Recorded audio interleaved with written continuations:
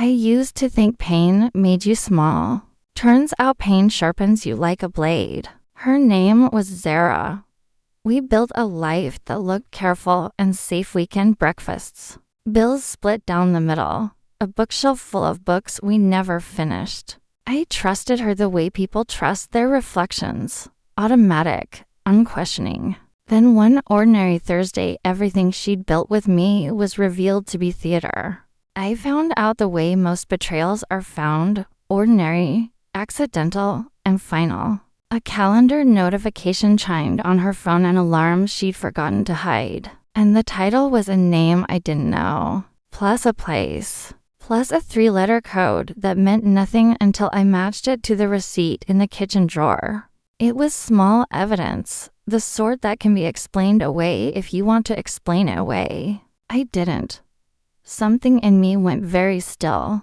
The first instinct was to confront, to let the thunder loose and watch her break. But I had seen the way she performed under pressure: smooth apologies, practiced confusion, tears timed to perfection. I wanted something else. I wanted certainty. I wanted a clean unraveling that left no room for reinterpretation. So I boxed up my outrage and became something I wasn't: patient. For weeks, I watched like a man studying a map. I learned her patterns, how she laughed at certain texts, which roads she chose when she lied about errands, how she left tiny things in places that made her story believable to anyone who wasn't paying close attention. I cataloged everything: times, dates, snippets of conversation, receipts, screenshots. I kept a ledger on my phone under an innocuous name, so it would be the last place she'd think to look.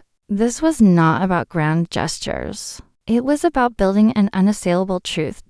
In the meantime, I changed my life in small, stubborn ways. I stopped sleeping in. Mornings became mine. I returned to the gym not to punish my body, but to clear my head. I reconnected with friends I had smothered with the intimacy of being the couple, and let new acquaintances slip into my evenings. I cleaned the apartment like someone preparing a stage for a final act only. This stage would be empty when the curtain fell. I admit, there was a darkness to my plan. Revenge is a dirty word, and rightly so, because it asks you to soil your hands to teach someone else a lesson. But I decided my revenge would be surgical, precise, and private. I didn't want to break her in public. I wanted to dismantle the safety net she had taken for granted, the net made of my trust, my silence, my willingness to cover small disappearances with plausible excuses.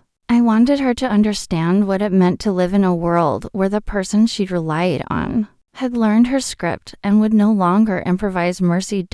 So I started to pull threads. I made calls she would notice. I paid attention to the friends she relied on for alibis and leaned into them. I let certain things happen and then recorded them like an archivist of truths. There were moments when my restraint felt like cowardice, and moments when it felt like artistry. I walked the line between the two without blinking.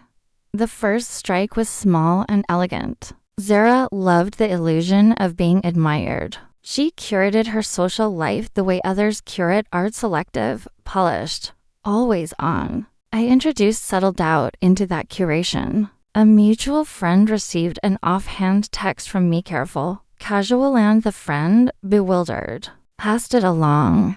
Zara noticed the slight shift. People who had been unquestioningly on her side began to hesitate, to ask gentle, testing questions. Her smile never reached her eyes as easily after that. Then I exposed her own carelessness. I left a copy of an email on the printer with a subject line that would catch her eye. It was a fake thread, composed of truths and half-truths, showing that someone she had confided in had been careless. She pulled at it like a loose thread and unraveled a small portion of her defenses. The look on her face when she realized something small had been seen by someone else, someone she trusted, was the look of a person learning they were not as invisible as they thought. I didn't humiliate her on social media. I didn't call her colleagues or broadcast her failures.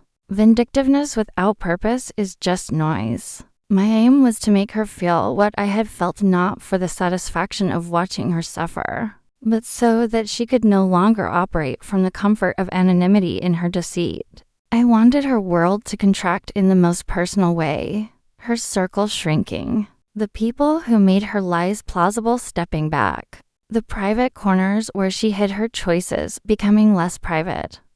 One evening, months into this slow unmaking, I invited her to dinner. The apartment smelled like lemon and rosemary. The table was simple. I had the ledger, the calendar entries, the receipts, the transcribed messages neatly arranged in a folder I put between us. I didn't shout. I read aloud, voice steady, the small, banal facts that made a case: a hotel name, a date, a taxi receipt. Each fact landed like a coin on a marble table. Her mask slipped, first confusion, then anger, then an attempt at the old routine: blame me.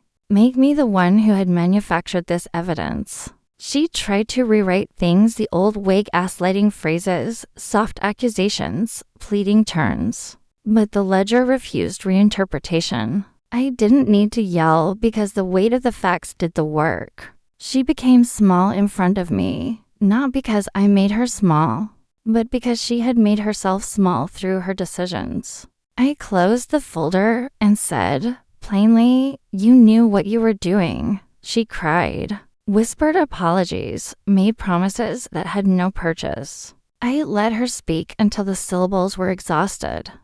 Then I told her what would happen. I would not destroy her life, but I would not pretend it still included me. I would withdraw the accommodations she had counted on, the quick forgiveness, the elaborate explanations, the social smoothing. I told her I would live honestly and that she was on her own. The way she leaned forward, desperate for me to relent, was almost pathetic. I didn't. The aftermath was quieter than I expected. She lost certain privileges inside knowledge, an eager ear, the willingness to ignore small betrayals. Friends who had stood between us now stood at a distance, unsure where to place their loyalty. She began to sense the erosion. Her bravado faded into practical panic. Someone had stopped enabling her. What I gained was cleaner than revenge usually feels. I reclaimed my mornings, my sleep, my right to expect honesty. I discovered how thoroughly my identity had been entangled with hers, and learned how to become myself again, unshared. The ledger stayed where it belonged, and used as a weapon, but present as evidence that I had chosen truth over spectacle. Months later, we separated, not with a courtroom circus, but with quiet logistics. Keys exchanged on a table like the last polite gesture between strangers. She tried to make me the villain in the retelling, but people prefer a simple story, and hers required too many improvised facts. I moved out with a handful of boxes and a suitcase of lessons. Her world, which had once seemed boundless and cushioned by my tolerance, now felt narrower. That was the consequence I intended, not annihilation, but correction. I don't tell myself I was noble. I did cut close to something dark. Revenge stains your hands in ways you can't forget. But there is a satisfaction in reclaiming your life from someone who treated it like scenery. If she lost comforts she took for granted, that loss was directly her own doing. She broke what we had. I broke the illusion she had used to keep breaking it. In the end, the cruelest and most useful truth is this: you cannot control other people, but you can control the world you let them live in. I took back mine, and in doing so, I gave her a consequence that reflected the scale of her choice. It was not mercy. It was not malice. It was a boundary enforced with the quiet precision of someone who refused to be unseen.